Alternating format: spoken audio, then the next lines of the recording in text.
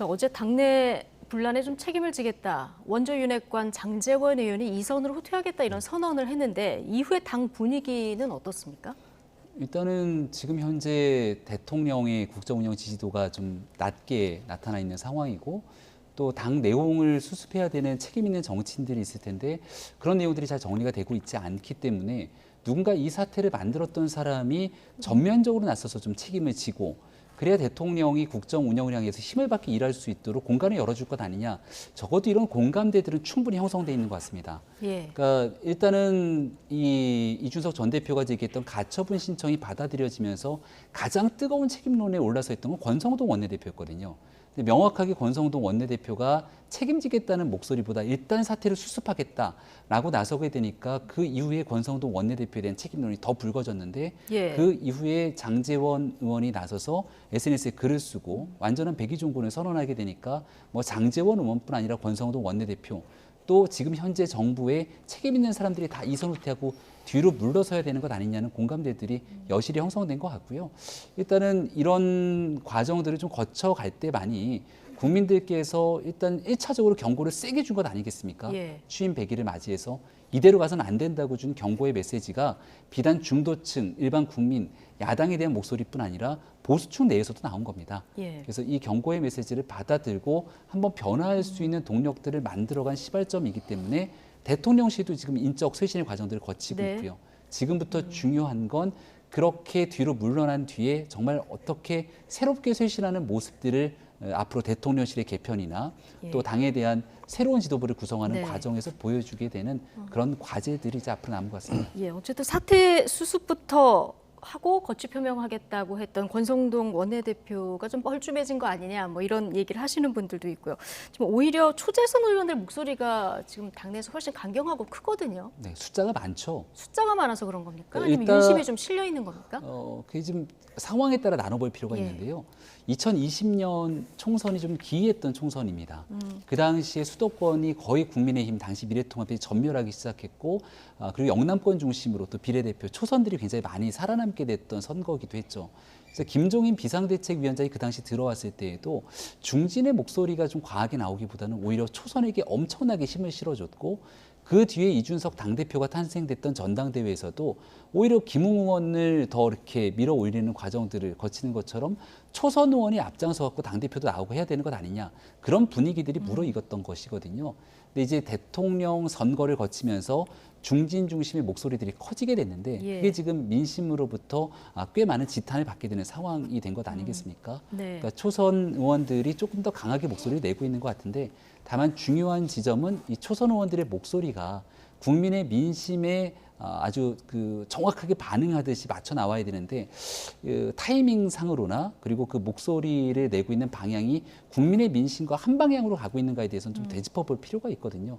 무튼 초선 의원들의 숫자가 굉장히 많고 또 이 영향력들이 확인되고 있는 만큼 차기 원내대표 선거를 하건 당대표 선거 과정들에서도 초선 의원들의 움직임이 굉장히 중요한 바로미터가 될 것 같다는 생각이 듭니다. 네. 어쨌든 지금 여의도에서도 윤핵관의 이선 후퇴 소식이 들려왔고요. 지금 대통령실의 그 인적 쇄신에서도 여의도 라인들이 빠지고 있다 이런 보도들이 이어지고 있는데, 자 정치구단 박지원 전 국정원장은 대통령실의 권력 투쟁이 벌어지고 있다면서 현 상황을 이렇게 진단했습니다. 듣고 오시겠습니다. 윤핵관 시대에서 검핵관 시대로 정권 파워가 옮겨지고 있다. 이건 역시 나빠요. 그렇지만은 검핵관이 다 차지하더라도 여의도 국회는 차지 못해요. 이거 앞으로도 두고두고 알력이 생길 거예요. 어공들이 지금 검핵관들의 의거에서 쫓겨나면은 예. 정치판에서 성장하신 분들이나 입이 참 걸어요. 돌아와서 가만히 있겠어요? 민정수석실을 없애가지고 지금 이 꼴이 되는 거예요. 네. 자, 지금 윤핵관 시대에서 검핵관 시대로 교체가 되고 있는데 지금 어쩌다 보면 어건들이 쫓겨나면 가만히 있겠냐 이거 두고두고 알력이 생길 거고 이분들 여의도에서 성장하신 분들 참 입이 걸다 이렇게까지 얘기를 했는데 이 진단 어떻게 보십니까?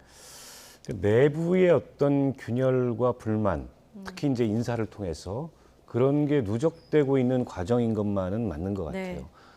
특히 이제 대통령실이 구성될 때 상당한 인사 전행이 이른바 윤핵관이라고 하는 분들에 의해서 이루어진 거 아니냐. 결과적으로 보면 지금 그게 확인되고 있지 않습니까?